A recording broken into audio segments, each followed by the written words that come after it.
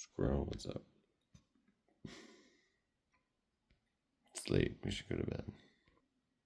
Forgot I left this on the TV. Such a cool movie. Absolutely fascinating. Raises a great sci-fi question. What if we met aliens that were just way smarter and more able than us? These are from a high school library. From their book cart. They have to weed out books. Somebody mentioned they have to get rid of things that are a certain age old, which is a shame. Old books should be around for young people too. This looks kind of interesting and like it could inform my autobiography that I've been working on forever. Fascinating history, literate and authoritative, marvelously exciting, time, love, memory, a great biologist in his quest for the origins of behavior. Oh, Pulitzer Prize-winning author of The Beak of the Finch. I have owned that before. I don't think I have it now, though. I mean, sometimes you get library books and they're all stamped up and they have stickers and stuff. I guess it's fine. Eventually, they become like those antique books in there where all the marginalia and book plates they just add to it, you know? No, it's not quite the same. I don't think I have this Annie Dillard, but I might. I don't have it with this cover, that's for sure. I read a lot of the pieces in here, though. Came with the stickering. The Living is her novel. I think she's got more than one, but that's, I think I have that. I've never read her fiction. The Writing Life, I read that. I think she disowned it for a while. But it's not much of a disowning if it continues to be printed and sold and you presumably make money from it. An American Childhood. I really haven't read a lot of Annie Dillard. I just read the Annie Dillard I have read a lot. Like Holy the Firm, I've read tons. Pilgrim to Tinker Creek, I've read a few times. Many Short Pieces and other books, I believe. Writing Life, I've read parts of most of these. Never read her poetry book, Tickets for a Prayer Wheel. I've never seen it again. There's an interesting account of her as a teacher in the memoir, How to Write an Autobiographical Novel. She's a special voice. She'll make you a better writer if you really study her, I've found. I mean, I've got a single author shelf for Annie Dillard, so. The Maytrees, that's some of her novels. I have this one, Teaching a Son to Talk. It might be one of those compilations. I'll find a place for it later. Okay. This one I removed some of it, of the sticker. What's it say? Dictionary, a documentary history of slavery in North America. Whoa. I read the book New England Bound about slavery in New England, and it blew my mind. That was one of the best history books I've ever read. I know that's a really fascinating and unfortunate subject. But you got to learn all the history, not just the pleasant myth-making stuff. You know, accountability and so on. Learning from mistakes, ideally, and all that. Guess that's okay. I don't love how this book looks because it just so looks like a classroom thing, but I guess that's fine, especially if I don't have anything else like this in my collection that's quite like this. I want to peel this off, but I don't want to damage it. I don't think I will. Like, you want to own a book or two like this just for the content, you know? The book, the life story of a technology. And I'm writing this giant book, and it's taken over my life, so I should know something about books. Discard the book. Wow. Already political.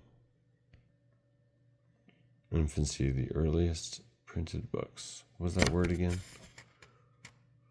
Incunabula.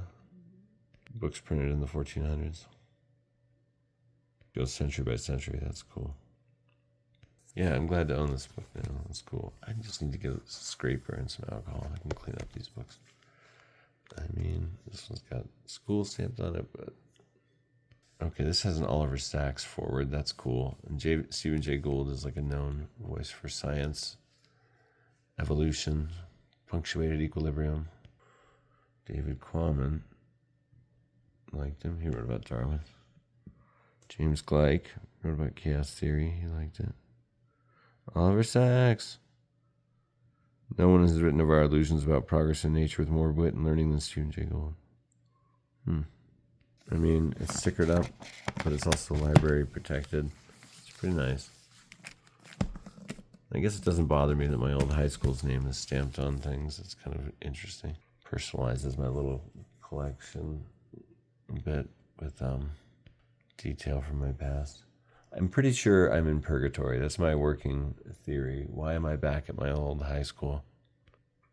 It's lost. My life is lost. The premise of that show. Existence is like, you need to return to your old high school.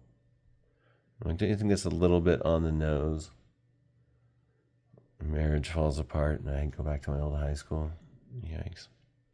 Anyway, I know I've read something from Stephen Jay Gould. I think I remember reading an edition of Best American Science Writing that he was editor and curator of. Back when I was like really into science and stuff, which I still find very interesting. I just like, you got to kind of dedicate yourself to it when you get into it as a subject. I remember his name coming up a lot, reading like Scientific American or like websites. Okay, this is the book I think I was most excited about from the whole lot. The Great Land Rush and the Making of the Modern World. Yeah, and look how long ago. 1650 to 1900. What a topic. Yes. Colonization is a big theme of mine because it's something you kind of have to wrestle with to exist in the modern world, particularly in the American West. Stickered up, but I can handle it. This is beautiful. I love it. Yeah, they were right to read it. High schoolers don't deserve such a book. I deserve it. Me alone. It's mine, all mine. Get away, get away. It's mine. Let's open this book and tell our fortune.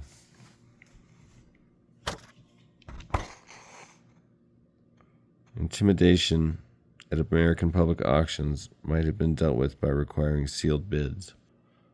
In a roundabout way, I think it's telling us that sometimes you can deal with people trying to get to you by just kind of building a wall, keeping things close for a little bit, you know, just protecting yourself. They'll try and intimidate you, but you can, just don't give them anything, you know. You have the right to remain silent. Also, haters make you famous. Yeah, this book looks amazing. The Great Land Rush. I love a book that like gives you a whole new lens or context for like your life. And if you're writing a big work that draws from knowing things, then you gotta read stuff like this. Read and be transformed. Oh yeah. Colonization, tragic history.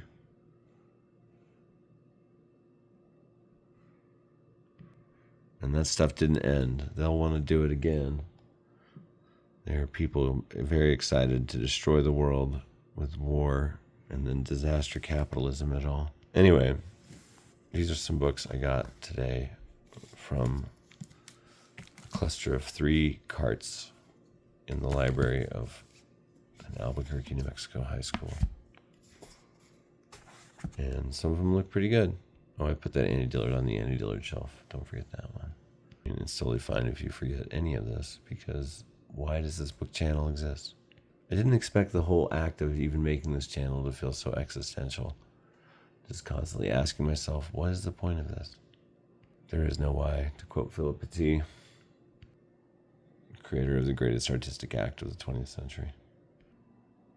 Tightroping between the towers of the World Trade Center illegally, that's incredible.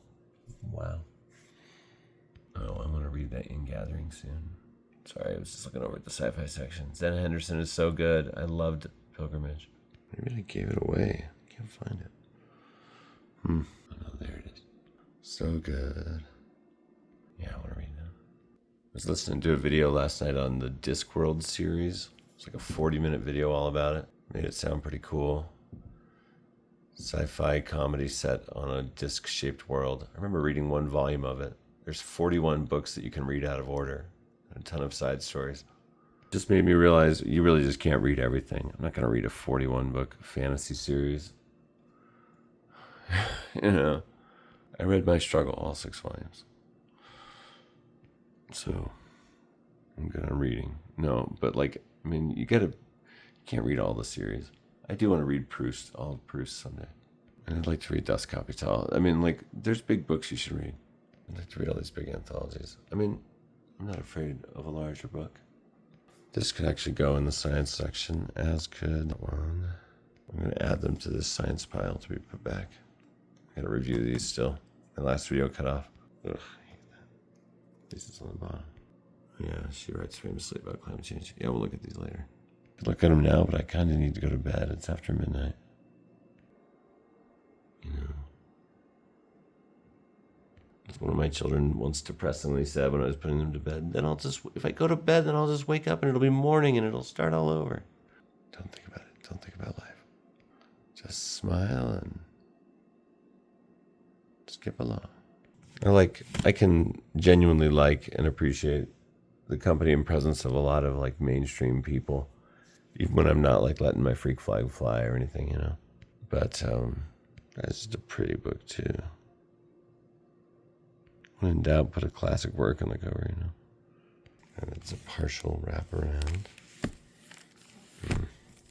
These two are going to go in nonfiction. To be organized later. I'll layer them underneath there, you know. When they're on top, they look junky. When they're on the bottom, it looks premeditated. You know what I'm saying?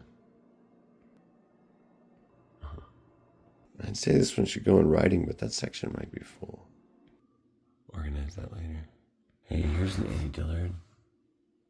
Huh. I guess I don't have this over here. Suddenly lightheaded.